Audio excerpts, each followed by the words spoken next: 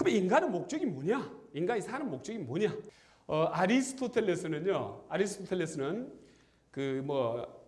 가능태, 현실태, 완전태 이제 이런 말들이 나옵니다. 아리스토텔레스가 철학을 이제 읽다 보면요. 근데 우리나라 말로 번역하면서 너무 어렵게 했어요. 완전태라는 게 뭡니까? 완전한 상태라는 이야기예요. 좀 완전한 상태라고 하지. 완전태는 또 뭡니까? 완전한 상태. 그래서 이 세상에 존재하는 모든 존재는요.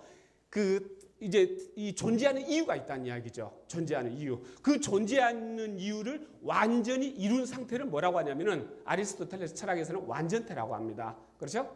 그럼 도토리의 완전태는 뭐냐? 참나무입니다. 참나무. 그래서 엔텔레키라고 하는데, 그럼 인간의 완전태는 뭐냐? 그걸 아리스토텔레스는 행복이라고 합니다. 그래서 인간은 이 세상에 왜 존재하느냐? 행복하기 위해서 존재한다고 그렇게 아리스토텔레스는 보고 있습니다. 그러면 어떻게 되면 행복할 것인가? 어떻게 여러분들 돈 많으면 행복할 것 같습니까?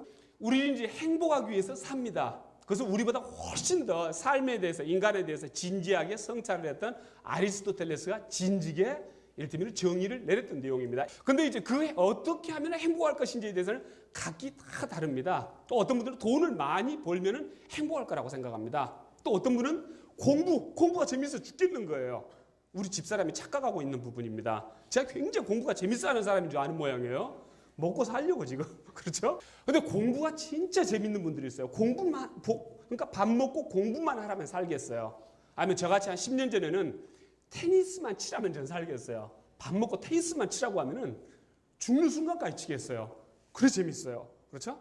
또 어떤 분들은 어떻습니까? 어떤 종교적인 삶에 충실할 수 있다면 너무 행복하겠다. 아니면 어떤 분들은 가족들하고 단란한 삶을 살면 너무 행복하겠다. 아니면 또 어떤 분은 저같이 이제 책을 쓰고 또 여러분들 앞에서 여러분들을 좀 너무 바빠서 충분히 생각하지 못했던 내용들을 제가 대신 생각을 해가지고 먼저 이렇게 말씀을 좀 해드리고 이런 일이 너무 재밌다.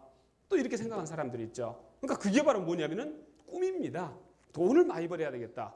공부가 좋다. 종교적인 일을 해야 되겠다. 그게 다 꿈이라는 이야기죠. 그래서 그 꿈을 이루는 수단이 뭐냐면은 돈을 많이 벌기 위해서는 뭘 해야 됩니까? 여러분도 혹시 직장 다니시면서 내가 돈을 많이 벌어서 부자가 돼야 되겠다고 생각하고 계신 분 계세요? 그것도 가능합니다. 요즘에 재테크, 그렇죠? 재테크가 있으니까. 근데 사실 좀 어렵죠? 역시 사업을 해야 됩니다. 역시 사업을요. 나는 이 딱 내 수준에, 그러니까 어떤 주어진 경제적 수준에 맞춰서 단란하게 가족들하고 사는 게 꿈이다. 하면은 평생 직장이 최고인 거죠. 그렇죠? 그래서 여기서 제가 이제 보여드린 대로 이 사업을 하셔야 돼요.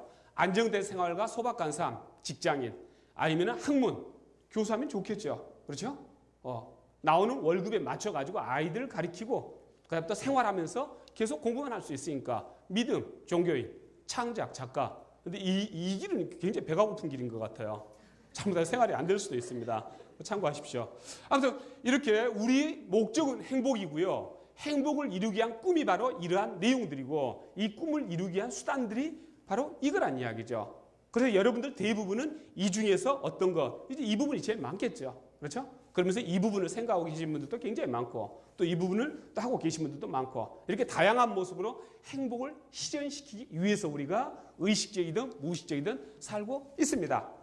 그러면은 우리가 과연 행복을 향해서 지금 잘하고 있는 건지를 한번 생각을 해보셔야 돼요. 우리가 에피쿠루스 하면은 뭘로 기억을 많이 하십니까? 에피쿠루스. 쾌락주의로 우리 학교 다닐 때 많이 배우셨죠? 쾌락주의. 뭔가 입에 담기도 좀 거북스러운 것 같아요. 추구하는 쾌락은요, 육체적 쾌락이 아닙니다. 정신적 쾌락입니다. 정신적 쾌락이요. 그래서 에피쿠루스는 기본적으로 왜 그 정신적 쾌락을 추구했냐면은 이 육체적 쾌락을 추구하기 위해서 치러야 할 대가가 적지 않다는 이야기예요. 아니면 물질적, 그 풍요로움, 물질적 향락을 누리기 위해서 치러야 할 대가가 적지 않다는 이야기예요. 그래서 곰곰이 생각해 볼 것 같으면 그런 물질적, 육체적 어떤 그런 쾌락을 추구하는데 비용이 더 들어가니까 인생이 길어봤자 90년, 100년 사는 건데 그거밖에 안 살면서 그거 추구하다 시간 다 보내니까 이건 미치는 장사라는 이야기예요. 그래서 어떻게 해라? 그래서 육체적이나 물질적 쾌락, 그것은 최소한에 멈추고 정신적 쾌락을 즐겨라. 또 하나 이제 정신적 쾌락을 추구한 이유가 또 뭐냐면은 이 에피쿠루스는요, 에피쿠루스라는 사람이 있었죠. BC 341년에 태어났어요. 그래서 한 70년 살고 이제 죽었는데, 그 에피쿠루스라는 사람은요, 원자론자였어요. 원자론자는 뭡니까? 이 원자들이 모이면 생명이 태어나는 것이고, 원자들이 흩어지면 생명이 죽는 거예요. 그럼 죽고 난 다음에는 그 다음 세상이 있다 없다? 없는 거예요. 그게 원자론자들이 주장한 거죠. 데모크리투스. 그래서 그 원자론자였어요. 에피쿠루스들. 그래서 에피쿠루스는 그때 대부분의 사람들이 죽고 난 다음에 또 종교적으로 어떤 다른 세계가 있다. 다 이렇게 생각할 때 아닙니까? 근데 에피쿠루스는 원자론자이기 때문에 죽고 난 다음에는 아무 세계도 없어요. 그러니까 우리가 왜 종교적으로 자꾸 이렇게 심취하냐면은 이 살아생전에는 문제 없어요. 돈만 있으면 되지 않습니까? 이를테면. 그렇죠? 노 프라블럼. 근데 죽고 난 다음에 걱정인 거야. 그래서 바로 그 부분을 해결해주는 툴이 뭡니까? 그게 종교의 등장인 거죠. 그렇죠? 그러니까 죽고 난 다음에 아무 세계도 없다. 그러면은 종교 가질 사람들 굉장히 적습니다. 그래서 에피쿠루스는 죽고 난 다음에는 뭐 다른 문제가 없어. 아무 세계도 없으니까. 잘 사는 게 최고인데 그걸 물질적, 육체적으로 쾌락을 추구할 것 같으면 치르는 대가가 크다. 그래서 정신적으로 자기는 이를테면 쾌락을 갖는 게 좋겠다 하고 이제 에피쿠루스는 이제 생각을 합니다. 그래서 에피쿠루스의 이런 이제 쾌락이 어디까지 이어지냐면 제레미 벤담의 공리주의라든지 여기까지 쭉 이어지는 거죠. 우리가 이제 자본주의의 기본 개념이 어디서부터 출발합니까? 공리주의로부터 출발한다고 합니다. 그래서 보통 학교 다닐 때 최대 다수에게 최대 행복을 이렇게 이야기하는데 이 공짜를요 많은 사람들이 퍼블릭 할 때 공짜로 많이 생각을 하고 있어요. 근데 그게 아니라 공리. 이건 뭡니까? 이익에 기여하는 주의. 그러니까 이게 내 이익이 되느냐 안 되느냐 그거에 따라서 자본주의 사회에서는 움직인다는 이야기예요. 그러니까 이 번역이 좋지가 않아요. 공리주의란 말보다는 어떤 뭐 자기 이익주의 뭐 이런 식으로 번역을 해야지 더 이렇게 잘 이제 이해가 가고 좀 말이 되는데 공리주의 하니까 좀 헷갈리는 거죠. 아무튼 이렇게 해서 일테면 쾌락 이 에피쿠루스의 이제 정신적 쾌락부터 시작해서 공리주의까지 근대까지 내려오는 거죠. 그럼 오늘날 행복을 무엇로 측정을 할 수가 있느냐? 저는 만족도라고 생각을 합니다. 그래서 만족 말고도 행복을 줄 수 있는 것이 많이 있지 않겠느냐 하고 이제 생각하시는 분들도 계실 건데 제가 생각하는 만족도는 뭐냐면은 물질적 만족도뿐만이 아니라 정신적 만족도도 포함하는 겁니다. 아니 무슨 테레사 수녀라든지 그 외에 이제 우리가 알고 있는 건 많은 분들 그런 분들은 주로 그러니까 우리가 굉장히 높은 가치를 추구하는 분들이라고 생각하는 그런 분들이 다 뭡니까? 주로 만족도에서 정신적 만족인 거죠.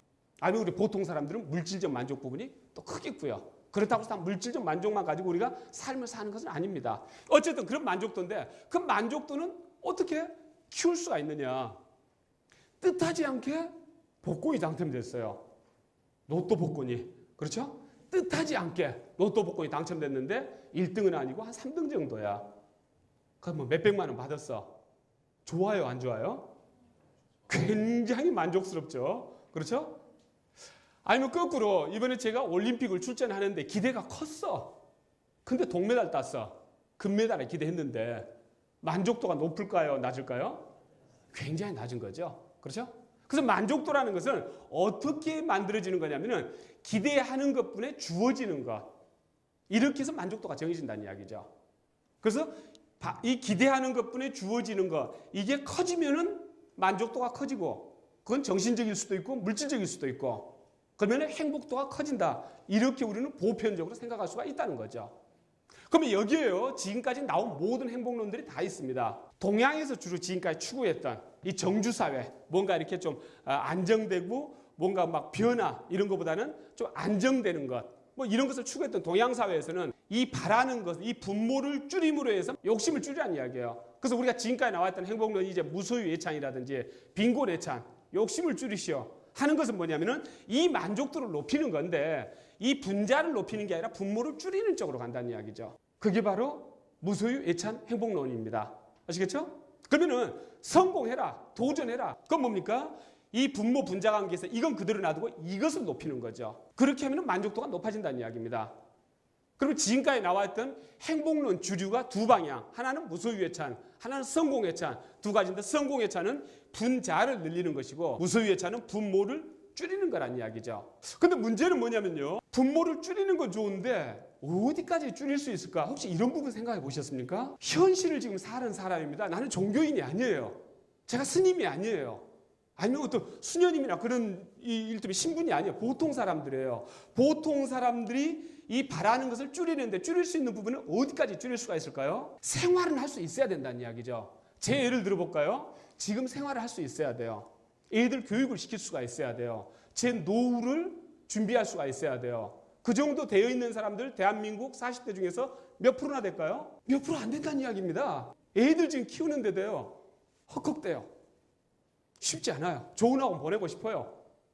또 지방에서는 서울로 대학교 보내고 싶고 또 서울로 대학교 보내면 얼마 들어갑니까? 1년에요? 둘 못 가르칩니다. 지금요.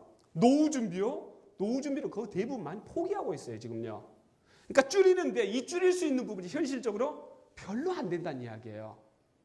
그래서 무소유 예찬 이런 데 너무 우리가 빠져 있고 거기에 이렇게 집착하다 보면 어떻습니까? 그러니까 그 어떤 그 의도라 그것까지 제가 이를테면 비난하는 것은 아닙니다. 의도는 100번 좋습니다. 줄이고 하는 건데 현실적으로 한계가 크게 존재한다는 이야기죠. 그 다음에 이제 이 주어지는 것을 이제 추구하는 거, 도전하라. 그러면 이룰 수 있을 것이다. 그게 요즘 이제 자기 개발의 큰 흐름입니다. 긍정적으로 사고하라. 다 이루어진다. 간절히 원해라. 그 우주에서 뭔가 에너지가 와가지고 이루어진다. 그 책 다 들고 다녀. 지하철 타보면요. 그렇죠? 그렇게 강력히 원해가지고 이게 이루어진다 할 것 같으면은 그것은 그런 자기개발서로 쓸 게 아니라 종교에서 이야기에 대한 내용이에요. 종교는요, 이성이 아닙니다. 논리가 아닙니다. 신을요, 인간의 이성으로 이해하려고 하는 것은 잘못된 태도라고요. 일찍부터 철학자들은 이야기해 왔어요. 신은 신대로 그대로 그냥 믿음으로서 존재하는 것이지. 그렇죠? 그러니까 우주에서 기가 와가지고 막 뭐 이 일이 이루어지고. 그러니까 그걸 보편 법칙인 것처럼 책에서 이렇게 펴고 또 사람들한테 주장하기 위해서는 어떻게 해야 되냐면은 다른 사람도 그렇게 했더니 그 되더라 이렇게 돼야 돼요. 근데 보통은 어떻게 됩니까? 그 정도 간절히 원하지 않으셨군요. 이렇게 됩니다. 그건 종교에서 할 이야기예요. 종교에서요. 그렇죠? 그래서 거기 어느 저자 나와서 이야기했듯이 내가 올해 꼭 1억을 벌어야 되겠다고 생각했더니 어느 날 강연 끝나고 어느 이제 기자가 와가지고 나를 취재해가지고 그래서 그게 신문에 나와가지고 책이 팔려갖고 1억은 아닌데 한 9천 몇백만 원 올해 벌었습니다. 이루어지지 않습니까?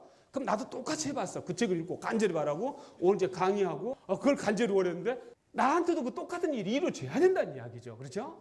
사회과학이고 자연과학이고 원인과 결과가 이를테면은 별일 없으면 그대로 가야지 그것을 다른 사람들 당신도 해보시오. 간절히 원해보시오. 이렇게 하는 거 아니겠습니까? 그렇죠?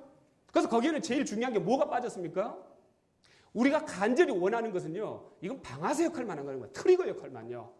진짜 이제 간절히 원하는 걸 이루는 건 뭡니까? 그 방아쇠가 당겨지면서 내가 거기서 죽기 살기로 노력을 해야 된다는 이야기예요. 그 과정은 다 빠져 있어. 거기에 대한 설명은. 얼마나 달콤합니까? 그렇죠? 이게 어렵지 않네. 책도 얇고. 그렇죠? 그건 아니란 이야기죠. 그리고 그런 식 행복론을 우리가 계속 추구하다 볼 것 같으면 그런 식 행복론을 추구하면서 그런 류의 책들을 계속 읽다 보면 한 10권 읽다 보면 어떻습니까? 다 거짓말 세상은. 다 사기꾼. 그렇죠? 그래서 뭡니까? 그 다음부터 이제 믿지를 않아. 그러니까 사람 완전히 파하게 만드는 거예요. 그렇죠? 뭐 선수만데 그런데 맞아. 뭐 긍정 다 알아. 책한권 쓰게 생겼어요. 이제. 우리가 무협지 100권 읽으면 한 권 쓰지 않습니까? 그렇죠? 자기개발서 100권, 수억 읽어요, 수억 사람들. 이제 한 권 쓰게 생겼어. 그 정도 수준이 됐어요. 그렇죠?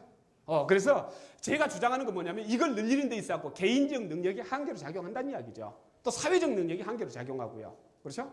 그래서 이 양쪽 한계를 인정을 하면서 주어지는 것을 그 한계 내에서 늘리고 바라는 것을 줄이고 아시겠죠? 이 한계 내에서 해야 된다는 이야기죠. 이게 이제 현실입니다. 대한민국에서 4인 가족으로 서울서 사는 사람들 표준으로 비춰볼 때. 그러면은 이 행복에 있어서 필요 조건과 조건은 우리가 행복을 추구하는 데 있어서 반드시 갖추어야 돼요. 그래서 뭡니까? 의무입니다. 그래서 그 내용을 구체적으로 따져보면은 생계를 유지해야죠. 그다음에 2세 교육을 시켜야 됩니다. 그렇죠? 그러니까 우리가 인간이 한 번 태어나면 안 죽는다는 거 여러분들 인정하세요? 제가 아이를 낳지 않습니까? 제 유전자, 제 핏줄이 그대로 이어집니다. 그러니까 나는 가지만은요, 나는 그대로 이어집니다. 또 우리 아이가 죽어요. 또 손자한테는 그대로 이어집니다. 죽지가 않습니다. 계속 연결이 돼요. 그러니까 두 가지 방식으로 인간은 영원히 살고 있습니다. 하나는 자손을 통해서 내 피가 계속 전달되는 거예요. 그렇죠? 또 하나는 뭡니까? 사회 전체적으로, 어떤 문화적으로, 예를 들면은 대한민국, 일본, 중국 뭔가 다르지 않습니까? 그게 뭡니까? 이번에 단체로 이어지는 거야. 쭉 면면이. 그렇죠? 이렇게 이어진다는 이야기죠. 근데 뒤에서 말씀드리겠지만은 우리가 행복을 느낄 때는 어떨 때 행복을 느끼냐면은 미래가 지금보다 더 나아질 거라는 이런 느낌이 있을 때 굉장히 행복한 거예요. 그렇죠? 그래서 2세 교육은 뭐냐면 그런 차원입니다. 앞으로 지금보다 더 나은 나를 만드는 거. 이건 본능이라는 이야기죠. 그래서 강남에서 무슨 애들 가르치는데 그냥 뭐 엄청나게 과외비 쓰고 그건 사실 본능입니다. 본능요. 왜요? 더 나은 나를 만들기 위해서요. 교육. 그 다음에가 뭡니까? 최소한의 문화생활을 해야 된다는 이야기죠. 이 필요 조건을 최소한 충족시켜야만이 사람들은 독립적인 인간이 됩니다. 이 세 가지가 최소한 내가 이루지를 못하면 결국 어떻게 되냐면 국가가 나를 부양을 해야 돼요. 아니면 내 친척이 나를 돌봐줘야 돼요. 누군가한테 피해를 끼쳐야 돼요. 그래서 논어에서도 나오죠. 이 기본적인 물질을 해결하지 못하면서 이인이 뭐가 어떻고 하는 것은 염치 없는 행위라고 했습니다. 그렇죠? 그러니까 최소한 자기가 물질적으로 최소한의 문화생활을 할 수 있는 이 정도는 의무란 이야기죠. 시민사회에 있어서. 그렇죠? 그러니까 충분 조건은 뭐냐면은 이 필요 조건에 이게 더해지는 거죠. 근데 충분 조건은요, 선택적인 부분이고, 그 다음에 구분으로 볼 때는 이 물질, 최소한의 이게 이루어지면서 플러스 뭐냐면은 정신적인 부분이라는 거죠. 정신적인 부분. 이 우리가 최소한의 먹고 사는 게 해결됐는데 사람들이 행복하지 못하다. 그럴 때 무슨 문제라고 합니까? 철학의 문제라고 합니다. 그 사회 철학의 문제예요. 철학이 빈곤한 거예요. 그러니까 최소한의 물질적인 조건이 충족되어 있다면 그것은 필요 조건 충족이 된 거예요. 그 다음에 이거 플러스 내가 정신적으로 얼마나 풍요로우려고 노력을 하느냐, 또 그런 걸 가지고 있느냐, 정신적인 부분, 철학적인 부분, 바로 이 부분이라는 이야기죠. 그러면 이건 어떻게 이루느냐? 이 기본적인 물질적인 부분을 해결하면서 내가 추구하고자 하는 어떤 꿈을 같이 추구할 때 이 꿈에서 우리는 비로소 행복의 충분 조건을 채울 수가 있다는 이야기죠. 그렇죠? 그리고 이 꿈은요, 다양할수록 좋습니다. 다양할수록 사회가 다양해져요. 그 사회가 튼튼해집니다. 그 다음에 이 꿈이 다양하면 또 뭐가 좋냐면은 개인들의 행복 실현을 빨리 할 수가 있어요. 우리가 기업에서 전략은 왜 필요합니까? 기업 전략은요, 경쟁자가 있기 때문에 전략이 필요한 겁니다. 경쟁자가 없으면 전략이 필요 없어요. 그래서 보통 어떤 전략을 씁니까? 저가 전략 또는 차별화 전략을 쓰는 거예요. 경쟁자가 있기 때문에. 근데 저같이 인문학을 한다고 무슨 어렵게 15개 테마를 들고 와서 인문학을 해. 이런 사람들은 경쟁자가 있을까요? 없을까요? 경쟁자가 없어요. 그렇죠? 그러니까 제 꿈을 벌써 실현해버린 거야. 근데 관심 갖는 사람들도 또 별로 없어. 어느 쪽이 문제입니까? 이게 문제인 거야. 저는 이건 이미 실현했어요. 블루오션 어려운 길입니다. 블루오션 이거 어떻게 보면 좀 엉터리예요. 그렇죠? 너무 배고픈 길이에요. 그래서 이 꿈이 다양할수록 개인 행복 실현이 경쟁을 할 필요가 없으니까, 아니면 경쟁자가 적기 때문에 빨리 더 행복을 실현할 수 있다는 이야기죠. 단 이 필요 조건이 충족된 상태에서 그게 가능한 이야기겠죠. 이 행복에서 아주 중요한 게 저는 이제 균형이라고 생각합니다. 황금 만능주의를 많은 사람들이 비난합니다. 황금 만능주의. 본인은 황금 만능주의자 아니세요? 뭐 복권 안 사보신 분 하고 손들으라면 또 그것도 쑥스러운 질문이니까 황금 만능주의자에 다요. 그렇지만 이기주의가 나쁜 겁니까? 헷갈려. 그러니까 우리가 하는 말과 행동과 생각이요, 따로따로 놀아요. 그러면서 우리는요, 굉장히 헷갈리면서 뭐가 뭔지, 그러다 보니까 내 생각이 없는 거예요. 근데 내가 행복해지기 위해서는 그런 부분도 한 번쯤 교통정리 해볼 필요가 있다는 이야기죠. 황금 만능주의는 뭐냐면요, 이게 황금 만능주의입니다. 인간은요, 물질과 정신으로 이루어져 있습니다. 물질과 정신으로, 육체와 정신으로. 그래서 육체와 정신을 함께 계속 나은 상태로 향상시키지 않으면요, 인간은 만족할 수가 없습니다. 그럼 우리가 정신적으로 향상을 시켜야 되겠고요, 물질적으로 향상을 시켜야 됩니다. 근데 정신적으로도 형편없이 낮은 수준이고 물질적으로도 굉장히 낮은 수준이야. 이 정도 삶은 뭐라고 볼 수가 있을까요? 형편없는 삶이죠. 근데 뭐 개 같은 이렇게 뭐 욕하는 것 같아서 형편없는 삶인 거죠. 근데 특히 뭐 정신 부분은 대부분 많은 사람들이 아무 생각 안 하고 살아요. 그냥 뭐 고등학교까지 졸업하면 계산하는데 문제 없고 알아듣는데 문제 없고 쓰는데 문제 없으니까 뭐 불편한 거 없다. 오로지 돈. 이렇게 우리가 지금 살고 있습니다. 만약 물질적인 부분도 형편이 없다면요, 이런 삶은 진짜 어떤 삶입니까? 물질적으로 생계가 위협받는 상황이 되면요. 그래서 이런 상황은 누구나 바라지를 않을 겁니다. 그리고 정신적으로는 굉장히 수준이 높은데 물질적으로는 굉장히 낮은 경우가 있어요. 정신적으로 나 수준이 굉장히 높아. 물질적으로 수준이 낮아. 그럼 어떻습니까? 많은 사람들이 어떤 경향을 띠기 쉽냐면은 자기 지금 상황을 합리화시키는 경향이 많습니다.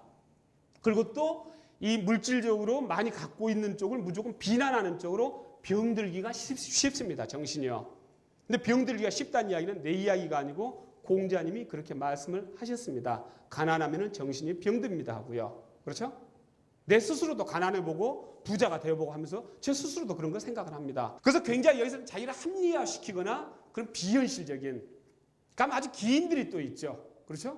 정신적으로 아주 탁월한데 물질적으로 없는 사람은 기인들려. 그러면서 또 여기서 건강하게 사는 사람들도 있어요. 주로 종교인들이죠. 종교를 전문으로 하는 분들. 근데 혼자 사는 것하고요, 둘이 사는 것하고 생활비가 2배로 들까요? 전혀 그렇지가 않습니다. 다 공감하시네요. 저 혼자 살아요. 저 인문학 안 할 것 같아요. 여기 와서 강의 안 할 것 같아요. 홈레스도 해볼 것 같아요. 전 그것도 호기심이 있습니다. 홈레스 해보면 어떨까? 세상이 어떻게 보일까? 한때 한번 홈레스를 한 달간 해볼까 생각도 해봤어요.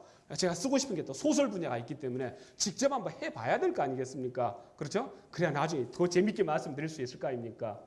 해본 생각이고요. 나 혼자 산다면요, 많은 사람들이 물질 추구 정도가 팍 떨어질 겁니다. 그렇죠?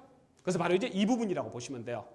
그리고 물질적으로는 많이 추구하면서 정신적으로는 형편없는 경우. 이게 뭡니까? 이게 황금 만능주의입니다. 이게 황금 만능주의요. 여러분들 모습은 어떠신지 모르겠어요. 그렇죠? 이게 황금 만능주의. 이 황금 만능주의권에 들어있는 사람들은 어떻게 됩니까? 내가 가지고 있는 물질이요, 다른 사람한테 폭력으로 작용합니다. 거만하게. 그렇죠? 없니? 딱 뭐부터 봅니까? 또 이런 사람들 옷부터 이렇게 봅니다. 브랜드부터 이렇게. 브랜드부터. 그래서 이 황금 만능주의권에 있는 사람들은요, 그 가지고 있는 물질이요, 다른 사람들한테 폭력으로 작용을 하게 됩니다. 그 다음에 이 부분은 물질과 정신이 함께 있는 부분이죠. 여기서 이 사람들은 물질을 많이 가지고 있으면 많이 가지고 있을수록 어떻게 되냐면은 천사가 됩니다. 천사가요. 빌 게이츠는 얼마라고 합니까? 재산이요? 한 400억 달러라 그러죠. 근데 그 중에서 100억 달러 이상이 기부가 돼 있지 않습니까? 그렇죠? 그렇게 살기 싫으신 분들 계세요. 근데 내가 400억 달러 가지고 있으면 그렇게 할 거다. 그건 쉽지 않을 것 같아요. 빌 게이츠처럼 살 것 같지만 그렇지 않을 것 같아요. 제 스스로 보더라도. 어느 부분이 무지 강화가 돼야 될까요? 이 부분이 그 정도 돼야 된다는 이야기죠. 사람들은 이 물질을 감당할 만한 정신적인 이게 안 되기 때문에 사실 오래가지 않을 가능성이 사실 굉장히 높습니다. 그건요. 다 오래가지 못한다. 이런 저주를 제가 내뱉는 건 아닙니다. 그럴 가능성이 굉장히 높다는 이야기죠. 그렇죠? 그리고 이 경우는요, 특별히 어떤 거 굉장히 강한 신심을 갖고 있는 사람이 아닐 것 같으면은 맛이 가기 쉽고요. 그렇죠? 그래서 제일 좋은 부분은 어떤 거예요? 이 부분이라는 이야기죠. 물질과 정신 수준을 같이 높여가지고 그러한 큰 물질이 있을 때 그 물질을 감당할 만한 정신적 능력이 돼야 된다는 이야기죠. 그래야 그 물질도 지키고 아울러서 이때는 그 개인도 행복하고 사회도 행복한 거죠. 빌 게이츠가 기부한 그거 가지고 일단 1000만 명 이상이 질병을 고치고 있지 않습니까? 그래서 우리가 다 그렇게 살고 싶어 할 거예요. 그래서 그러기 위해서는 뭘 해야 된다? 물질과 정신이 균형이 맞춰져야 된다. 근데 사람들이 옛날에도 그렇고 지금도 그렇고 대부분 물질에 너무 치중을 하고 있어요. 대학에서, 사사상계 대학에서는 뭐라고 하냐면은 부윤옥, 덕윤신, 심광채반 이렇게 이야기하고 있습니다. 이건 뭐냐? 부가 집을 빛나게 하고, 아시겠죠? 물질이 집을 빛나게 하고 덕이 사람의 몸을 빛나게 한다. 그래서 심광채반, 마음을 넓히면은 몸이 편해진다 이 이야기입니다. 그러니까 정신이 중요하다. 너무 물질을 추구하지 마라 이렇게 이야기했어요. 그랬더니 공자님이 뭐라고 합니까? 꼭 그것만 맞는 게 아니다. 그러다 보면 또 이 사람들이 말이야 이 정신 쪽만 또 이렇게 간다. 그래서 그걸 염려한 공자가 뭐라고 했습니까? 빈이 무언 난 부인무교 이 이렇게 이야기를 했어요. 빈, 이는 접속사입니다. 순접도 되고 역접도 돼요. 가난하면서 원망하지 않기는 어렵다. 아시겠죠? 부자이면서 교만하지 않기는 쉽다. 가난한 사람들은 어떻게 되기 쉽다는 이야기입니까? 정신적으로 병들기 쉽다는 이야기예요.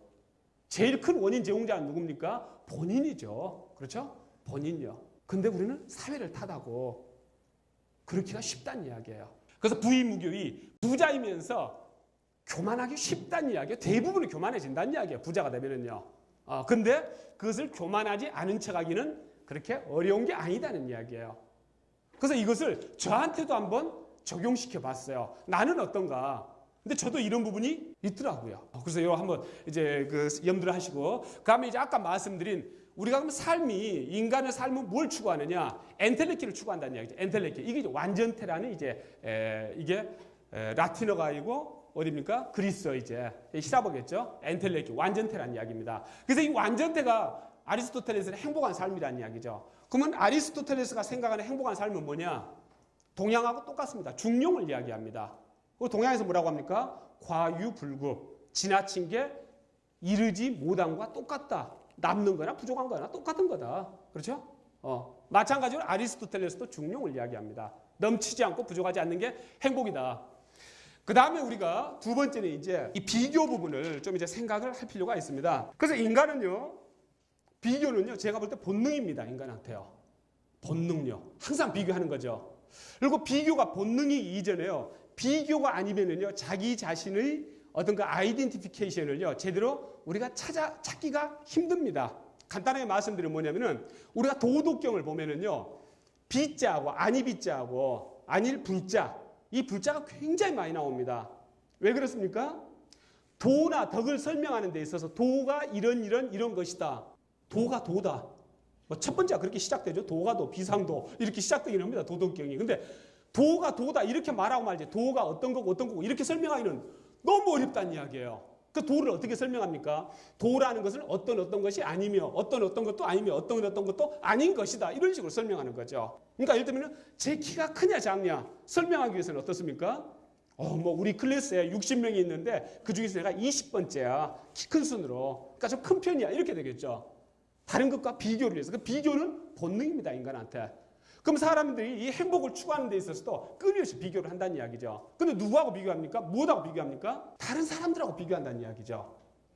그럼 다른 사람들하고 비교해가지고 마지막까지 최종적으로 승리를 할 수 있는 사람이 이 세상에 존재할까요? 최고로 위대한 사람들, 최고로 많은 어떤 성과를 낸 사람들. 예를 들어서 진시 황제. 진시 황제가 처음으로 중국 땅을 통일했어요. 그렇죠? 거기서 차이나가 나왔죠? 처음으로 통일했으니까. 진시 황제가 처음으로 통일했는데 진시 황제는 나중에 무엇을 꿈꿨습니까? 신이 되기를 꿈꿨죠. 불로초를 찾으라고 하고. 왜요? 더 이상 인간들하고 비교할 인간이 없어 이제는. 드디어 무엇과 비교를 합니까? 신과 비교하기 시작하는 거예요. 그러니까 불행해지는 거야. 그렇죠? 아니면은 로마 제국의 황제들은 살아생전에 신으로 숭상받았다는 거 아시죠? 신으로요. 그러니까 황제도 신이에요. 왜 그랬을까요? 더 이상 인간들하고는 비교할 인간이 없어. 비교할 데가 없으니까 어떻게 됩니까? 이번에는 신하고 비교하는 거야. 그럼 신이 되면 또 행복할까요? 그리스 로마 신화 잘 아시죠? 제우스부터 쭉 줄서기로 이렇게 1번, 2번 다 있다는 거. 올림픽에만 금메달, 은메달 있는 게 아니라 신은 세계에 있어서도 급수 높은 신이 있고 째바르 신이 있는 거예요. 신이 되면 또 행복할까요? 안 행복했을 것 같아. 진시 황제가 이제 신이 됐어. 갔어. 어디에 서 있을까요? 좀 마지막. 그렇죠? 헤르메스 뒤에나 이제 서 있을 거예요. 그 제우스가 야 임마 이리 와봐 하면은 쪼르르 또 갔어야 했고. 그래서 타인과 비교는요. 궁극적으로 뭡니까? 불행을 가져올 수밖에 없습니다. 행복 안 가져옵니다. 그럼 비교는 본능이에요. 누군가하고는 비교를 해야 돼. 그러면 우리가 이 자본주의 사회에서 타인과 비교하면서 끊임없이 자기를 자극시키지 않는다 할 것 같으면 자본주의 사회는 더 이상 발전하지 않습니다. 그렇게 된다 할 것 같으면 어떤 사회가 더 나을까요? 공산사회가 더 나을 거예요. 그렇죠? 그래서 자본주의 사회에서 끊임없이 비교하면서 내가 더 잘해보려고 하고 1등을 하려고 하고 이렇게 하지 않으면요 사회는 원동력이 떨어져가지고 그냥 주저앉고 맙니다. 그럼 사회도 살고 개인도 살고 사회도 행복하고 개인도 행복하기 위해서는 어떻게 해야 되겠느냐. 또 비교하는 것은 본능인데 그렇죠? 어떻게 해야 되겠냐. 자기 자신과 비교하라는 이야기죠. 자기 자신과. 어떻게 해요? 시간대별로. 그래서 과거 은하와 현재 은하, 현재 은하와 미래 은하 늘 비교해가지고 자기가 더 향상될 수 있도록 정신적으로 물질적으로 그렇게 해가면서 어떻게 됩니까? 개인도 행복해지고 사회도 행복해진다는 이야기죠. 윈이 된다는 이야기죠. 개인만 행복해지고 사회는 주저앉는 사회. 의미가 없죠? 어디가 그렇게 추가했습니까? 그런 걸 추구했습니까? 노장사상, 도가에서요. 그렇죠?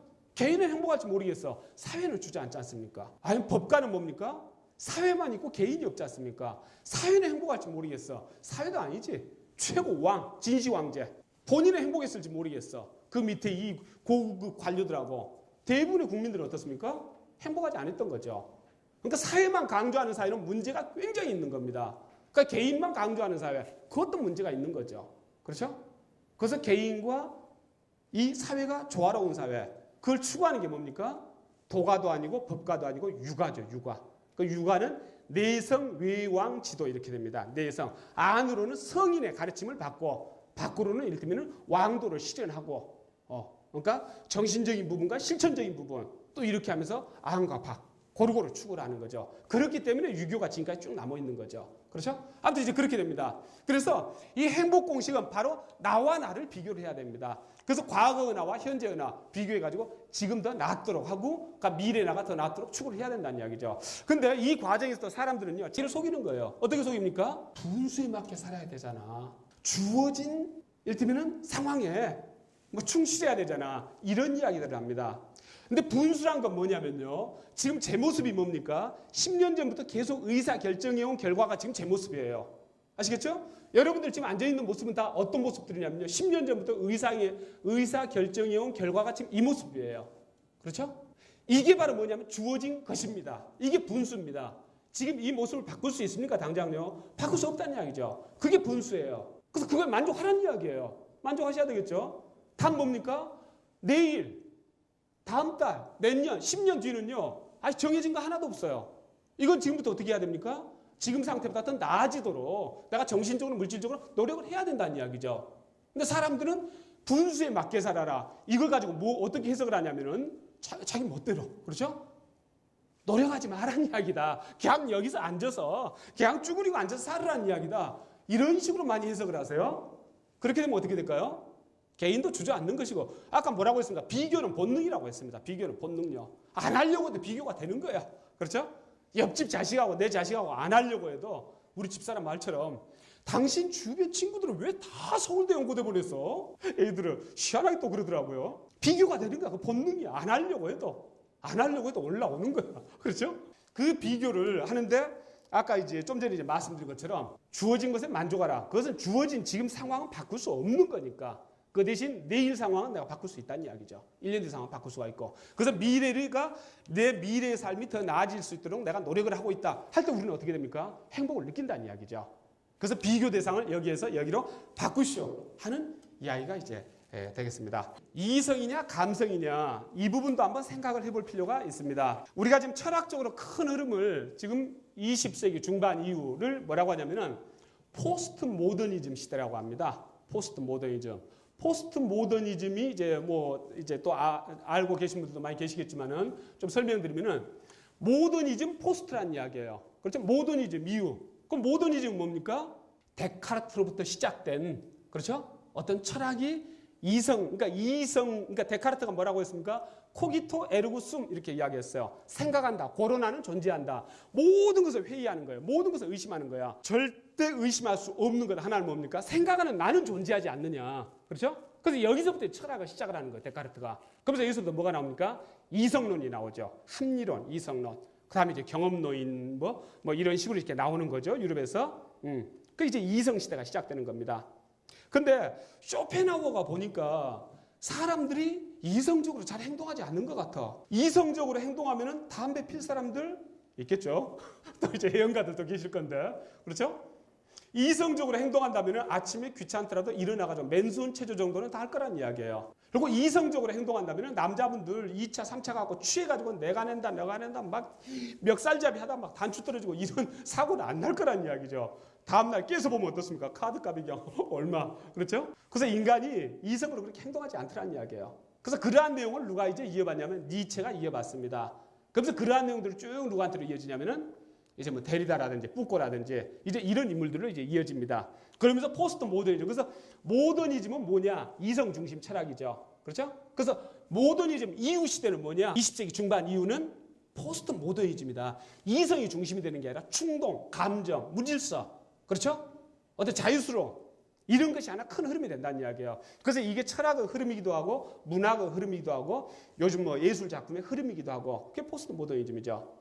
근데 이제 니체는 뭐라고 했냐면은 아폴론과 디오니소스를 이렇게 설명을 했어요. 셜링인가 이제 그 시인이 이제 먼저 이제 썼던 말인데 이 그리스 시대 인간은 굉장히 건강했다고 이렇게 니체는 보고 있습니다. 근데 소크라테스 얘가 인간들 다 망쳤다는 이야기예요. 그러니까 인간이 건강하기 위해서는 아폴론적 요소와 디오니소스적 요소를 같이 가지고 있어야 된다는 이야기죠. 그러면 우리가 그리스 로마 신화에서 아폴론은 뭡니까? 질서를 의미합니다. 질서, 통합, 이성 이런 걸 의미하죠. 디오니소스는 뭡니까? 수르 신 아닙니까? 그래서 충동, 무질서, 자유스러움 이런 부분이 있죠. 그래서 이 두 부분이 짱짱하게 서로 균형을 이루어와 가지고 그리스 시대 인간들은 건강했다는 이야기죠. 근데 소크라테스가 야가 사고를 쳐가지고 어떻게 했다? 아폴론적 요소만 강조하면서 디오니소스는 아니다고 꼬피어 10개를 했다는 이야기예요. 그게 또 중세로 오면서 누가 또 그랬다? 기독교가 또 그렇게 했다는 이야기예요. 그렇죠? 그래서 니체는 신은 죽었다. 아버지도 목사, 할아버지 목사, 처갓집도 목사, 다 목사예요. 근데 본인만 신은 죽었다 그래. 그렇죠? 그러면서 기독교에 대해서 뭐라고 했습니까? 노예의 종교라고 해서 노예의 종교. 인간은 원래 뭐냐면은 인간이나 존재는 굉장히 충동적이고, 그렇죠? 권력의 의지라 그러죠. 근데 그걸 더 정확히 이제 표현하면 힘의 의지라고 합니다. 인간은 다른 사람을 지배하려고 하는 또 본성을 가지고 있다는 이야기죠.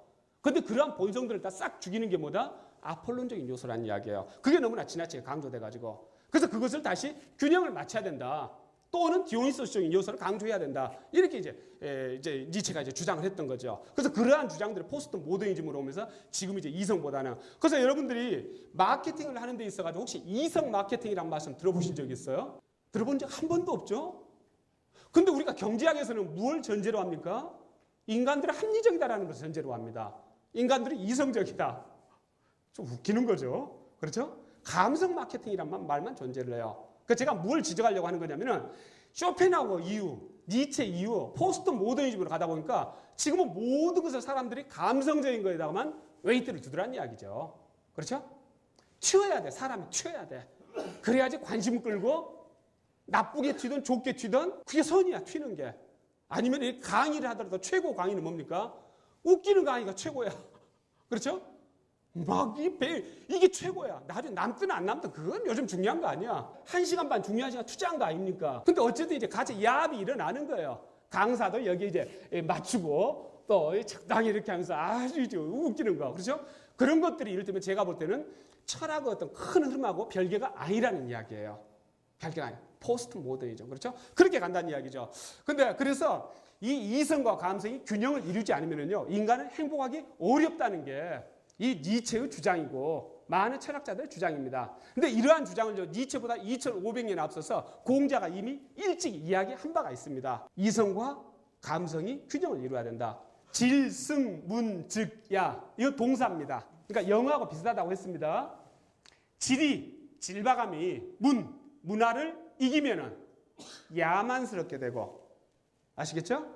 질박함이 문화를 이기면은 야만스럽게 되고, 문화가 질박함을 이기면은 이건 뭐냐면 굉장히 이성적으로 또는 형식적으로, 너무 형식 위주로 이렇게 된다는 이야기입니다. 그래서 이 문화와 질박함이 빛나야지, 빛날 빛자거든요.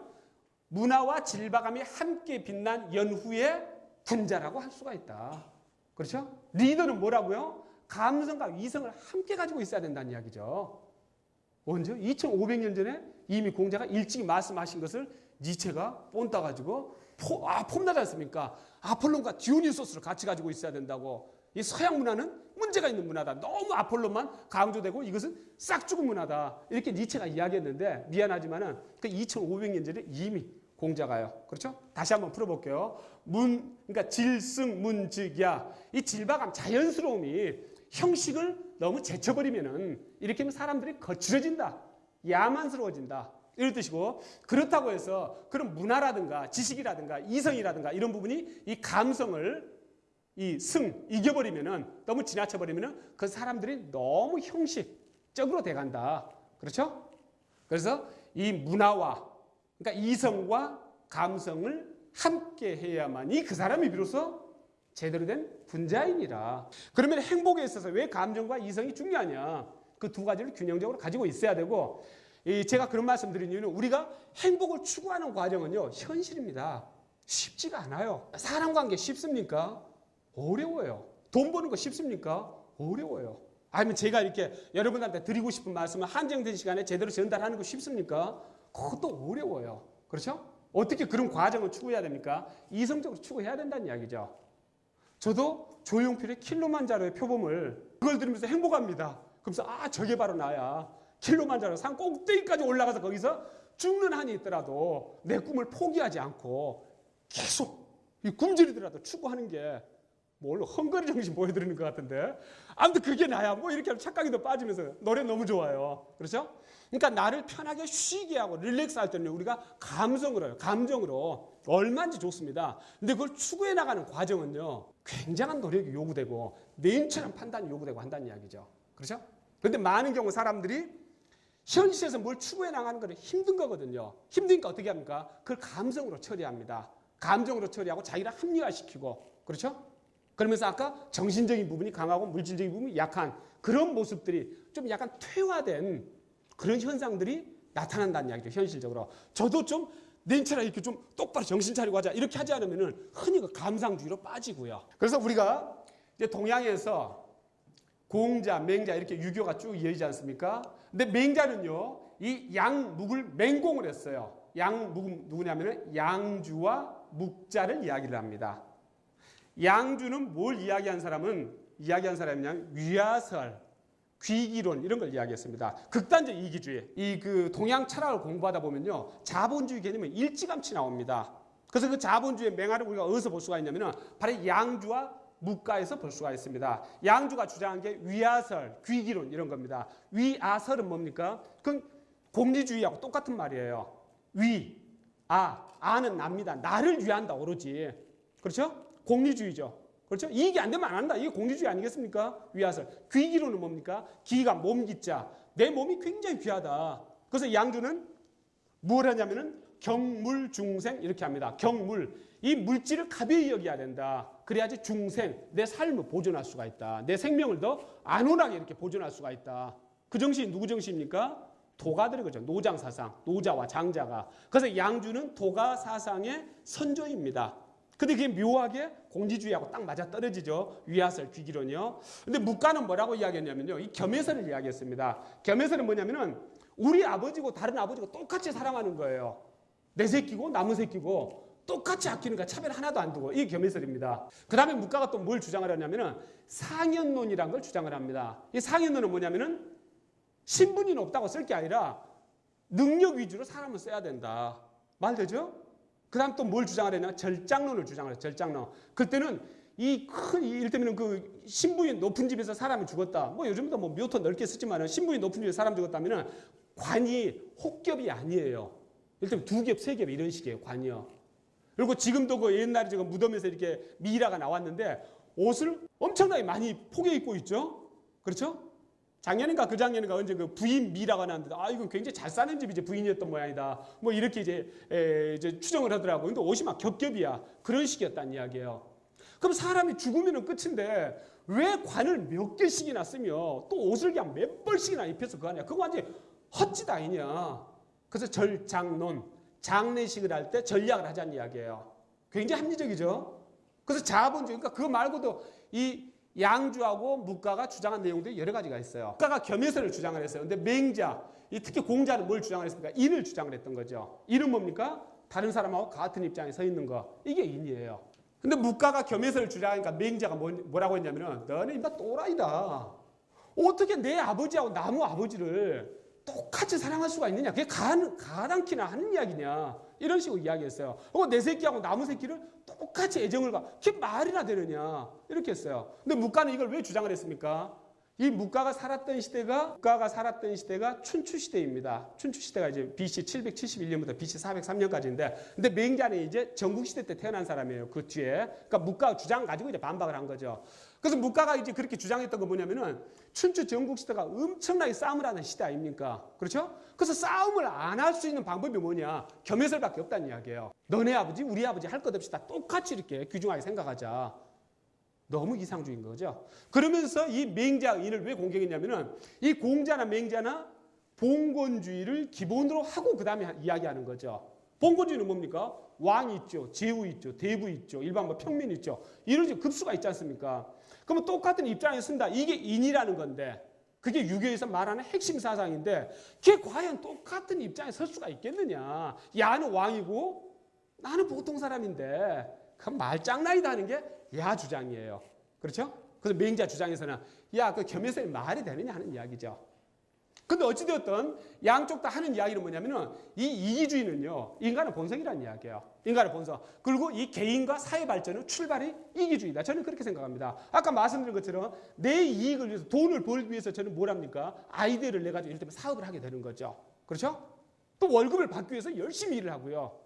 그 다음에 더 승진하기 위해서. 이러한 이기주의가 없다면요, 개인 삶은 물론이고 사회도 발전할 수가 없는 겁니다. 그래서 이기주의 자체를 비난하는 것은요, 그건 굉장히 뭐 좋다 나쁘다 그건 잘 모르겠어요. 근데 자연스럽지가 못한 일입니다.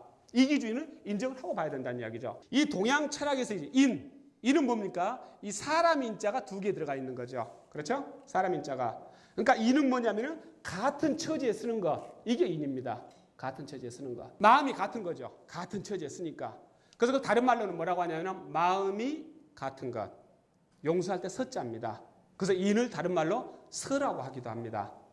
그것을 대학에서는 사사상경 대학에서는 뭐라고 하냐면은 혈구지도 이렇게 합니다. 이건 뭐냐면요. 혈은 제일 혈자예요. 자로제다. 그러니까 구는 뭐냐면은 곱자구입니다. 곱자. 이렇게 휘어진 자요. 곱자구. 그래서 다른 사람을 지을 때는 다른 사람의 행동이나 말을 지을 때는 반듯한 이 엄격한 내 잣대로 이렇게 재지 말고 곱자로 재라는 이야기예요. 곱자로. 그렇죠? 상대방 입장을 이해하라는 이야기죠. 이게 바로 뭐냐면은 혈구지도입니다. 그걸 다른 말로 풀면은 뭐라고 풀 수 있냐면요. 기소불욕 물시어인 이렇게 됩니다. 이 기는요 자기를 말합니다. 그래서 너가 욕심내다죠. 원하다죠. 욕심내지 않는 것을 아시겠죠? 다시 풀어볼게요. 너가 그러니까 자신이 이건 자신이죠. 자신이 욕심내지 않는 것을 이는 다른 사람을 말할 때 인이라고 씁니다. 한문에서요. 너가 원하지 않는 것을 다른 사람에게 시는 베풀다죠. 베풀지 말한 이야기입니다. 어디서 나오는 이야기입니까? 성경 누가복음에서 나오는 황금률입니다. 너가 다른 사람에게서 바라는 것을 그 사람들에게 해주어라고 이야기를 합니다. 그러면은 이 인서 이것을 어떻게 해석할 수가 있냐면요. 이 맹자의 맹자의 어떤 왕이 맹자한테 그렇게 이야기합니다. 내가 만든 사냥터는 조그만합니다. 근데 이 백성들이 못마땅해 합니다. 옛날에 어느 왕 사냥터는 내 사냥터 100배에 달했지 않았습니까? 근데 왜 이렇게 난 조그만 사냥터 하나 갖고 있는데 이렇게 백성들이 못마땅해 하는 겁니까? 그러니까 맹자가 뭐라고 답변을 합니까? 그때 왕, 그 엄청나게 큰 사냥터를 만들었던 왕은 그 사냥터에 백성들이 같이 와서 뛰놀게 했고 당신의 사냥터는 뛰놀지 못하게 하지 않습니까? 그럼 그 큰 사냥터는 그 왕의 것이자 백성의 것이었습니다. 그렇죠? 근데 지금 이 사냥터는 백성의 것이 아니라 당신 것입니다. 심지어 이런 말도 나옵니다. 근데 제가 왕도를 과연 실현시킬 수가 있을까요? 저는 색을 밝히는데요. 이렇게 했어요. 왕이요. 그러니까 맹자가 뭐라고 합니까? 색을 밝히는 게 무슨 문제가 되겠습니까? 혼자 밝히는 게 아니라 백성들 전체하고 다 같이 밝힌다면은 그건 좀 이상한 것 같아. 근데 어쨌든 그런 구절이 나옵니다. 중요한 게 뭡니까? 나 혼자만의 것이 아니라 공동의 것이라면은 내 이익만 추구하는 게 아니라 공동의 이익을 추구한다면은 그 다음 또 이기주의는 뭐다? 본능이라는 이야기죠. 본능이라는 이야기죠. 다른 말로 뭐라고 했습니까? 제대로 변다면 공리주의라고 그랬어요. 공리주의. 이기주의는 비난할 게 못 된다는 이야기죠. 그럼 문제는 뭐냐? 문제는 바로 기에 있습니다. 기. 이 기가 몸기자, 나기자입니다. 나. 이 기를 나한테서 멈출 게 아니라 확대를 시킬 필요가 있다는 이야기죠. 그렇죠? 기가 나가 아니라 우리 가족이 기야. 더 나가서는 뭡니까? 내 지역이 기야. 국가가 기야. 인류가 기야. 생명이 기야. 모든 존재가 기야. 그렇죠?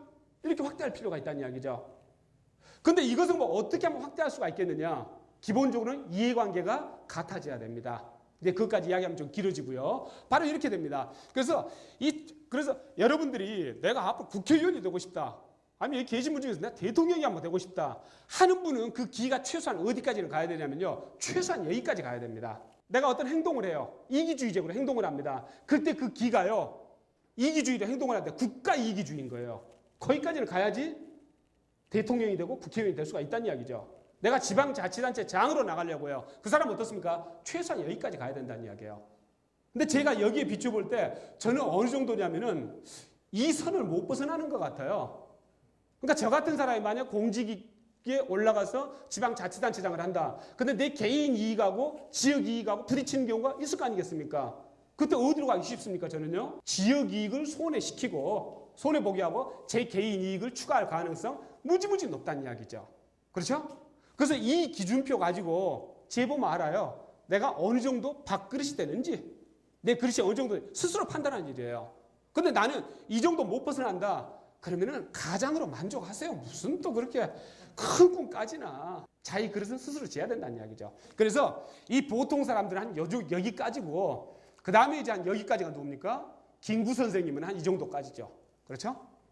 그런데 이제 안중근 의사 같은 경우는 한 여기까지 해당되는 것 같아요. 제가 여기까지만 보려고 했는데 안중근 의사가 돌아가시기 전에 그 원고를 좀 마무리하려다 못하고 돌아가신 게 동아시아 평화론 뭐 그런 내용을 이렇게 쓰시려고 하다가 다 못 쓰고 돌아가셨더라고요. 그것 때문에 좀 사형 날짜를 연기해달라고 했는데 연기 안 해주고. 근데 그게 이제 이를테면 사실이고 하달 것 같으면 참 대단한 거죠. 그렇죠? 그러니까 단순히 일본을 미워하는 여기에서 머무른 게 아니고, 그렇죠? 여기까지 간 인물이란 이야기죠. 또 누가 있습니까? 테레사 수녀 같은 분들 여기까지입니다. 여기까지. 그러니까 여기는 생명입니까? 이 생명까지 간 분이 누굽니까? 부처님. 그래서 여러분들 스스로 정하세요. 여기서요. 근데 제가 볼 때는 제 그릇은 그 정도밖에 안 되는 것 같아요. 그래서 이기주의라는 것은 아주 자연스러운 것이고 아무 문제가 없는 거예요. 아무 문제가 없고 다만 문제가 있다면 그 길을 어디까지 한정을 할 거냐를 자기 스스로, 자기 그릇으로 정해야 된다는 이야기죠. 그러면 이제 행복을 우리가 추구하는 데 있어서 사람 관계를 어떻게 해야 될 것 같으냐 하는 부분을 말씀드리면은 첫 번째로 저는 이제 고슴도치의 지혜를 이제 말씀드릴 수가 있겠습니다. 쇼펜하우어는 자기 철학에서 이 고슴도치 지혜를 이제 이야기하고 있는데 북극에 호저라는 고슴도치가 살고 있어요. 춥지 않습니까? 그래서 고슴도치가 추우니까 딱 서로 붙어요. 찔러요. 아이고 아픈 거야. 떨어집니다. 또 추워. 다시 찔러. 이러기를 수번 했겠죠. 그러면서 어떻습니까? 적정한 거리를 유지합니다. 완전 떨어지면 추워서 다 얼어 죽는 것이고 붙으면 찔러서 죽는 것이고 그 중간에서요. 그렇죠? 사람 관계 똑같습니다. 사람 관계요. 우리나라 사람들처럼 빨리 친해진 사람 많지 않다고 해요. 뭐 호구조사 좀 몇 번 하다 보면 바로 또 그냥 뭐 형님 동생 해버려요. 그렇죠? 좀 친해지면 어떻습니까? 그 다음에는 그 사람 또 싸움을 해. 그렇죠? 싸움을 해. 그리고 같은 그 동성끼리도 지나치게 집착을 해. 나한테 관심을 안 가져줘. 서운해. 그렇죠? 별게 다 서운해 이제. 그래서 논어에서는 뭐라고 이야기하고 있냐면요. 유는 오직 유자죠. 여는 뭐뭐과 엔드입니다. 엔드. 오직 여자와 소임. 근데 여기서 여자는 이제 옛날 말이니까 빼야 됩니다. 그러니까 오직 소임배는 위, 난, 양, 야. 키우기가 어렵다. 그러니까 관계하기가 참 어렵다. 근, 지. 이제 지가 뭐냐면은 영어에 오프로 이렇게 쓰이기도 하고 it 대명사로 쓰이기도 합니다. 지가요. 그래서 여기서는 대명사입니다. 그것을 가까이 하면 불손해지고 그것을 멀리 하면 원망한다는 이야기를 합니다. 그렇죠? 그러니까 사람 관계가 특히 우리나라 사람들 그런 경향이 많이 있는 것 같아요. 또 오래 좀 지속되다 보면은 같이 사귀기가 쉽지가 않은 경우가 많다는 이야기예요. 너무 가까워지다 보면은 A에 어긋나게 되고 이제 멀어지다 보면은 저 자식은 나 뭐 싫은 거야 어쩐 거야 하고 그렇죠? 아무튼 그렇다는 이야기예요. 그래서 우리는 그걸 이제 불가근 불가원 가까이 할 수도 없고 멀리 할 수도 없다. 이게 기본적인 인간관계라고 생각을 하세요. 서운하시더라도 여기에서 오는 상처가 너무 크기 때문에. 그다음 또 하나 사람들은요 독립적이지 않으면은요 노예가 되게 됩니다. 독립적이지 않으면은요. 그래서 이 한신 장군의 책사였던 괴통이 한신한테 유방과 항우로부터 독립하십시오 하면서 천하 삼분론을 제기를 했던 거죠. 그로부터 400년 뒤에 제갈량이 이제 뽐따 가지고 천하 삼분론을 이렇게 하는데 그 지적재산권 오리지널은 누가 갖고 있냐면 그 400년 전에 괴통이 갖고 있어요. 천하 삼분론을. 그래서 천하 삼분론을 주장을 하는데 이 유방에 부활하고 있던 한신이 뭐라고 합니까? 식인지사자 사인지사다 이렇게 이야기합니다. 이건 뭐냐면요. 이 다른 사람이라고 그랬죠. 인자는요. 이건 오프입니다. 여기서는. 다른 사람의 이 식을 명사로 읽을 때는 사로 읽습니다. 그래서 다른 사람의 밥을 먹은 자는 다른 사람을 위해서 죽어야 된다. 공짜가 없다는 이야기입니다. 아시겠습니까? 그 여기서 이제 뭐가 나옵니까? 토사구팽이 나온 거죠. 토사구팽. 그러면 이것은 중오지 필찰원이라고 합니다. 사람들이 자기 생각을 가지라는 이야기예요. 자기 생각이 없으면요. 끊임없이 끌려다니면서 근데 성격이 그럴 수밖에 없어 하면서 어떻습니까? 거기서 받는 스트레스는 엄청나다는 이야기예요. 엄청나다는 이야기예요. 그래서 예를 들면 서로 빚지고 빚 갚는 관계에서도 독립적이 할 뿐더러 사고에 있어서 독립적이어야 된다는 이야기죠. 그래서 이건 뭐냐면 이 악자가 동사로 읽을 때는 오로 읽습니다. 대중 많은 사람들이 그것을 아니라고 할지라도 필찰 반드시 살펴보라. 직접 확인해보라. 또 중호지 많은 사람들이 그것이 좋다고 할지라도 필찰언 반드시 살펴보시오. 당신 생각은 뭡니까? 그렇죠? 그렇게 보란 이야기죠. 그 다음에 이제 제가 또 말씀드리고 싶은 게 종교를 만들지 말라, 교주를 만들지 말라.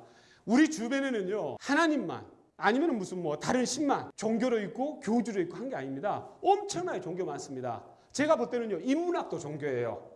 아니면 저도 여러분한테 종교가 될 수가 있어요. 뭐 여러분들 중에 다 그러지는 않으시겠지만은 절대로 책하고는 이제 같이 안 논다. 이런 분들은 뭡니까? 두드러기 난다. 책 가까이 있으면은. 이런 분들은 제 이제 강의 듣고 가면서 그냥 그 양반은 뭐 아는 게 되게 많은 것 같고 그렇지가 않아요. 그건 저는 매년 동안 쭉 있죠. 관심을 가져온 거 아닙니까? 근데 여러분들이 만약에 뭐 전기 기술 쪽으로 일을 하고 계신 분이다. 제가 전혀 몰라요. 그쪽은요. 그렇죠? 각자 분업이에요. 자기 거예요. 절대 이렇게 분업이라고 생각해야지 그 대단한 거다. 이렇게 생각하시면 안 돼요. 아시겠죠? 네. 그래서 그런 것도 다 종교란 이야기죠. 또 어떤 분들은 책을 절대 책은 끄면 안 돼. 깨끗하게 봐야 돼. 책이 종교야. 그래서는 안 된다는 이야기죠. 어떤 분도 술이 종교야. 술. 안 된다는 이야기죠. 그래서 종교를 만들지 말라. 교주를 만들지 말라. 근데 프랜시스 베이컨, 경험론, 귀납법을 시작한 철학자 프랜시스 베이컨이 뭐라고 했냐면은 인간이 지혜로워지기 위해서는 네 가지 우상, 네 가지 이돌을 없애야 된다. 이렇게 이야기했습니다. 이돌라라고 하는데 종족의 이돌라, 동굴의 이돌라, 시장의 이돌라, 극장의 이돌라 네 가지 이돌라가 있으면 인간은 지혜로워질 수가 없다. 이 종족의 이돌라가 뭡니까? 흑인들은 다 그래. 일본 사람들은 다 그래. 실제 가보니까 그렇다던가요? 또 그렇게 보면 그런 것만 또 보이긴 해. 그렇죠? 근데 그렇지 않다는 이야기죠. 여자들은 다 그래. 아까 여기처럼 유여자, 여소인, 여자하고 소인은 상대할 게 못된다. 이런 걸 보고 뭐라고 하냐면 종족의 우상이라고 합니다. 그렇죠? 종족의 편견. 동굴의 우상은 뭡니까? 참 진실을 보지 못하고 거짓만 보는 것. 그 다음에 시장의 우상은 뭐냐면은 이 사람이 이렇게 이야기했어. 저 사람이 이렇게 이야기했어. 그 다음에 어떻게 됩니까? 내 의견 없어. 그래, 그렇게 해. 그런 걸 보고 뭐라고 하냐면요. 시장의 우상이라고 합니다. 다른 사람들이 다 가는 길이니까 나도 아무 생각 없이 따라가는 거예요. 어떻게 하라고 했습니까? 중오지 필찰언, 중호지 필찰언 하라고 했습니다. 그렇죠? 따라간다는 이야기죠. 덩달아서요. 그래서는 안 된다는 이야기죠. 극장의 우상이 뭡니까? 어느 하나를 해서 그 사람이 잘했다고 할 때 다른 것도 다 그러리라고 생각해서 대단합니다. 이렇게 하는 거예요. 그렇죠? 제가 지금 행복론을 주로 인문학 가지고 이야기하고 있어요. 그 인문학은 제가 하는 분업이야. 제가 하는 분업. 여러분이 IT 기술을 하신다. 그거 여러분이 하는 분업이야. 그 제가 IT 기술을 하는 거 보면서 대단하다 진짜. 그렇죠? 그럼 뭐가 대단한 겁니까? IT 기술이 대단한 거예요. 제가 인문학 가지고 여러 가지 시각으로 말씀드린다. 그건 인문학 그게 대단한 거야. 왜? 제가 하는 일이니까. 근데 그런 걸 착각해서 특히 제가 이제 좀 지적하고 싶은 것은 이렇게 책이라든지 저자라든지 이런 거에 대해서 또 우상이 많이 있는 것 같아요. 제가 보기에는요. 그렇죠? 일반적으로 그런 게 많이 있는 것 같아요. 전혀 그러지가 않습니다. 그 저자는 그냥 연구한 거야. 연구에 써낸 거야. 그렇죠? 놀랄 일이 아니라는 이야기예요. 그건 분업일 따름이에요. 그래서 그게 바로 뭡니까? 그게 바로 극장의 우상이라는 이야기죠. 극장 위에 배우가 있어. 모든 것이 저 사람은 뛰어날 것이다. 전혀 안 그렇다는 이야기죠. 자, 이상화는 어떻습니까? 스케이팅을 잘하는 여자. 그렇죠? 못해보면 뭡니까? 모범적으로 잘 안 되는 모범적으로 스케이팅을 잘 타는, 그렇죠? 젊은 친구. 그 이상 이하도 아니란 이야기죠. 특히 우리가 이제 탤런트들이라든지 배우라든지 그 인기 스타들한테 그 사람 그 기능 자체만 높이 보는 게 아니라 다른 부분까지 다 높이 보고 특히 도덕적 잣대로 굉장히 높이 해요. 그 어린 친구들이 그냥 노래 잘 부르고 소녀시대가 그럴 뿐이지. 저 원더걸스입니까? 그런 노래를 잘 뿐이지. 다른 부분은 학교 다니다가도 지금 중퇴하고 얼마나 약하겠어요. 예를 들어 판단력이라든가, 그렇죠? 그러니까 얼마나 약하겠어요. 근데 사람들은 그런 것까지 괜찮다고 생각하고 그런 아이들이 그런 거 인기 탤런트들이 나중에 무슨 뭐 남녀관계에서 어떤 문제 있다 할 것 같으면 죽일 놈 살릴 놈 지가 그렇게 만들어 놓고 지가 또 막 죽일 놈 살릴 놈. 근데 거꾸로 이제 그쪽에서 이용하는 측면이 있어. 사실은 나는 노래만 잘 부르고 분업적으로 노래를 하는 사람인데 노래 말고도 대단한 것처럼 인정을 받으려고 예능 프로그램에 나와서 이제 쇼잉도 하고, 그렇죠? 그래야 광고 나가고 수입이 들어오니까 그렇게 하는 겁니다. 그러니까 피차간에 야합을 하고 있는 거예요. 대중과 스타들 간에 무슨 야합이요? 극장의 우상 야합을 하고 있는 거야. 그리고 나중에 서로 배신당했다고. 제가 이제 20살 여자예요. 제가 뭘 알겠습니까? 예전에 예능 프로그램에 나와서 그렇게 안 했잖아. 다 잘하는 것처럼 했잖아. 그렇죠? 마찬가지로 대중들도 그렇게 하고 그런 극장의 우상이 깨지지 않으면 사회는 이성적이지가 않고, 그렇죠? 항상 휘둘린다는 이야기죠. 그래서 그런 거. 그 다음에 이제 마찬가지 이야기지만 능력과 인격을 구분하라. 능력과 인격. 능력이 뛰어나다고 인격까지 뛰어나지는 않다는 이야기죠. 특히 저는 이제 어떤 부분에서 그런 부분을 지적하고 싶냐면은 이 자본주의 사회에서 돈을 많이 번 사람은 다른 모든 부분에 있어서도 다른 사람들한테 영향력을 미칠 수 있다. 이런 생각을 많이 하고 있습니다. 예를 들어 회사 사장이 날 것 같으면은 그분은 회사를 경영하는 데 일단 분업적으로 뛰어난 사람이에요. 그렇죠? 아니면 내가 무슨 뭐 사업을 하고 돈을 많이 벌어도 한 2천억 있다. 그럼 그 사람 돈을 잘 버는데 뛰어난 사람이야. 그 사람 인격도 2천억 원어치 정도 되는 게 아니에요. 근데 보통 우리 사회에서는 어떻게 됩니까? 대단한 사람 해가지고 막 그런 사람들 또 존경한다고 그래. 존경이란 말은 전인적으로 볼 때, 인간적으로 진짜 다 옷 홀라당 벗고 볼 때, 인간적으로 볼 때 진짜 이 사람 존중해 줄 만하다 할 때 존경이란 말을 쓰는 거지. 노래 하나 잘한다고 존경이란 말을 써. 그렇게 되면 그 존경은 이제 뒷골목에 그냥 날아다니는 휴지 조각 정도보다도 더 가벼운 존경이 되고 만다는 이야기죠. 보통 사람들 의리란 말 잘 씁니까? 잘 안 쓰죠. 왜요? 깡패들이 쓰니까. 근데 존경이란 말이 그렇게 가볍게 쓰여지면은요, 진짜 존경한다고 이렇게 말하려고 할 때 못 쓰는 거야, 그 말을요. 어쨌든 그 존경이란 말이 그렇게 쓰인다는 이야기죠. 그건 아니라는 이야기죠.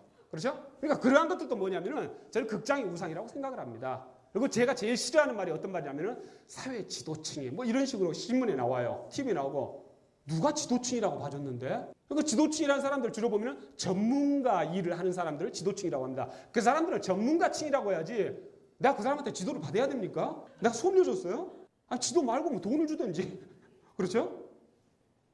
누가 지도층이라고 그 사람들 지도층이라 뭐 그러니까 누가 한쪽에서 만들어 줘야 될 거 아니겠습니까? 그렇죠? 아니면은 무슨 뭐 이 조금만 이렇게 이름 있을 것 같으면 공인이란 말 많이 붙어요.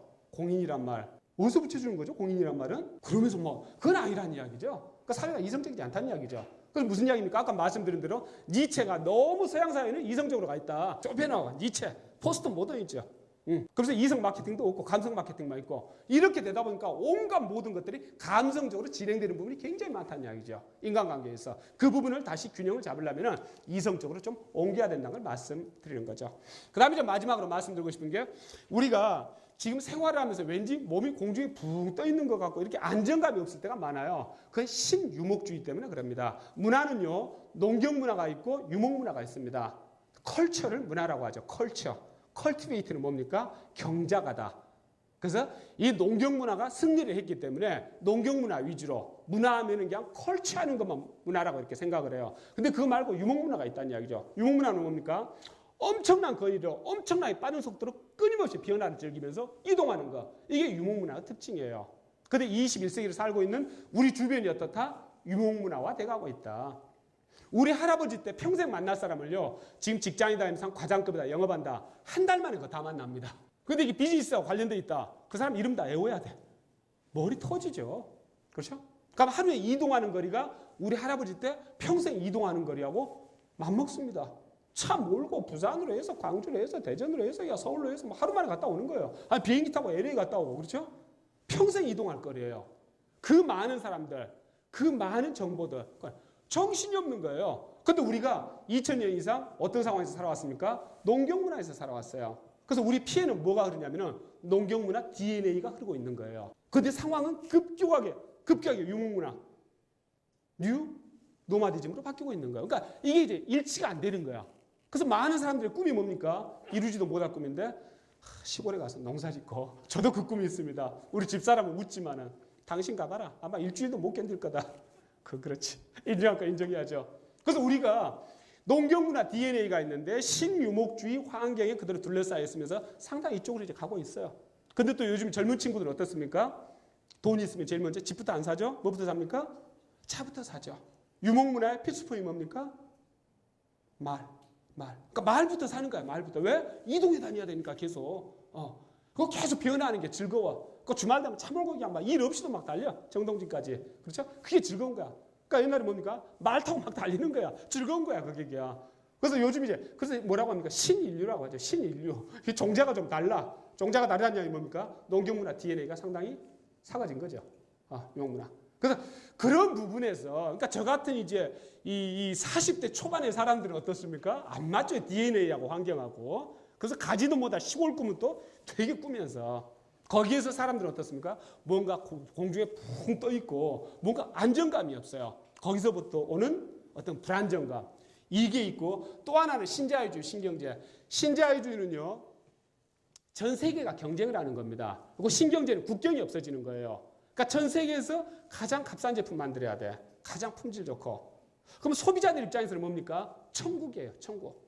그런데 공급자 입장에서는 그 가격에 맞춰야 돼. 그 품질을 맞춰야 되고 못 맞추면 어떻게 됩니까? 안 팔려. 근데 우리는 불행하게도 소비자이자 공급자예요. 소비자이자 생산자. 다시 좀 예전 20, 30년 전으로 안 가나? 그건 큰 흐름입니다. 그래서 제가 마지막에 말씀드린 패러다임을 알면 행복에 가까운다. 이건 뭐냐면은 우리 주변을 둘러싸고 있는 나한테 주어진 환경이에요. 그래서 그 환경에 대한 본질을 이렇게 이해하시면은 그것은 주어진 환경이니까 그걸 가지고 내가 굉장히 아쉬워하거나 너무 이렇게 막 불편해하거나 이럴 일은 아니다 하고 정리를 하셔야 된다는 이야기죠. 오늘 제가 드리는 말씀이 여러분들 그 행복에 딱 정답을 던져주지는 못했을 겁니다. 그렇지만 여러분의 그 삶 전체에 그 행복을 설계하는 데 있어서 조금이라도 도움이 될 거라고 저는 확신을 하고 제 강의를 마치도록 하겠습니다.